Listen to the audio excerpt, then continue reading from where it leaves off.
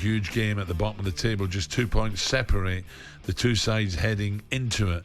Ray, what do you think? This is a cracker, isn't it? It's a real brilliant game to watch, probably. So 2 games for Sean. There'll 3 be points. nervous fans in the stadium, Everton and Leeds, knowing that a result for either way can really help the team get out of that relegation fight. But certainly Leeds set their manager, made that big decision to say, right, no, we're going to go separate ways. Can they? As I said before, no team's big enough, too big to go down. But I look at Leeds' squad. If someone can get hold of that squad and get them playing, because they've got some talented players in that team, then I don't see them going down. I really don't. But Everton, if you said to Sean Dyche, you'll take 3 points out of Arsenal at home and Liverpool away, he probably would have took it, if I'm being honest. So for his start, it's been excellent. He beat Arsenal.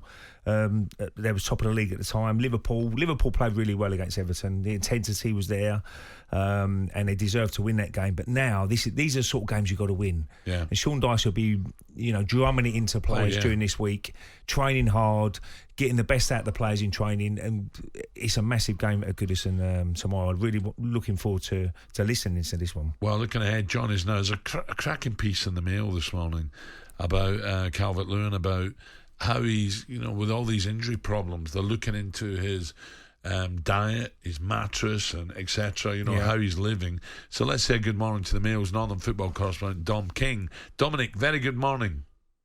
Morning, Al. Morning, Dom. Dom, I'm interested in this because it was just taking me back to my time when I was playing, that some players were just really, really unfortunate, unlucky with injuries. Other people deserved it. Some people lived wrong but got away with it. So what made you write this piece today? Well, it was just we were just speaking to Sean yesterday. All the national football writers who cover Merseyside. It was just this part of his briefing after the TV press conference, and he just went into a little bit more detail about the situation that Dominic's in, unfortunately. It's just been a dreadful 2 years for him. Every time he's looked like he's going to get going, there's been another setback. Frank Lampard was adamant that he was going to start the season with a bang. He used the word, he looked like a machine in training during the summer, and then the day before the Chelsea game, he suffered a breakdown. Out then for a number of weeks, and then it's been very, very stop-start, and he won't play tomorrow, and then there's already a question mark on next week whether he'll be available for the Aston Villa game. And I think it's just common practice what Sean was saying in terms of the exploration that they want to do in terms of everything, because Ray, you'll remember going back to when you were playing, when there was the Ryan Giggs had the issues with his hamstrings, and so Alex Ferguson was looking at the car that he was driving. So I think it's just all part of the common practice. But Everton really need to find the root cause of this, because they need him as a player, because he's one of the best players in the squad. We used to see a French guy comes over. Obviously, Arsene Wenger knew him very well. We spend like 35 minutes with him, and he pushing pressure points in your body. It's amazing to see what sort of you come out like a different person. I really did. You've never told me that. And another before. thing about it as well, Dom, is if you had your wisdom teeth, you might laugh at this. And so when they start playing up a little bit and you push him through, you used to put some bad blood into your body and you get little niggles. So a lot of the players had their wisdom teeth out. Why are you looking at me like that, Al? He's looking at me with a big smug smile on his face. I promise you now, that really affected your body. Right, there was a left back at Man City about 20 years ago, Paul Ritchie.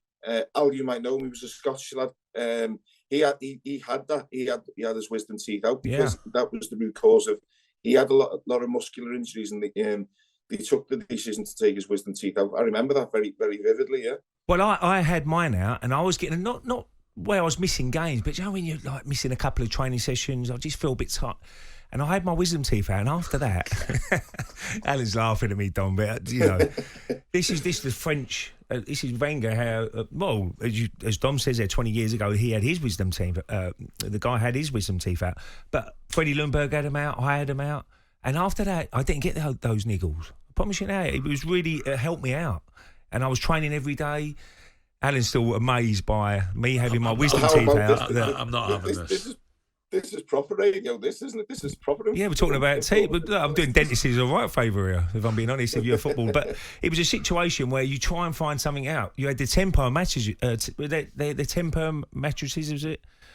Which was the old new sponsorship deal. No, it was where you laid on it, and Middlesbrough brought me all in and said, "Look, have one of these." So to run in the Olympics, then we need a wisdom teeth out, and we need a Tempo mattress. Well, all I'm saying to you, what you've got to try and do for players, finding out what their problem is, if they keep getting niggles and keep getting little injuries, there's something gone wrong in their body somewhere. And what Dom said there about Fergie and Ryan Giggs, the car, you're dead right, Dom. It does. You can if you drive the wrong car, the wrong seat.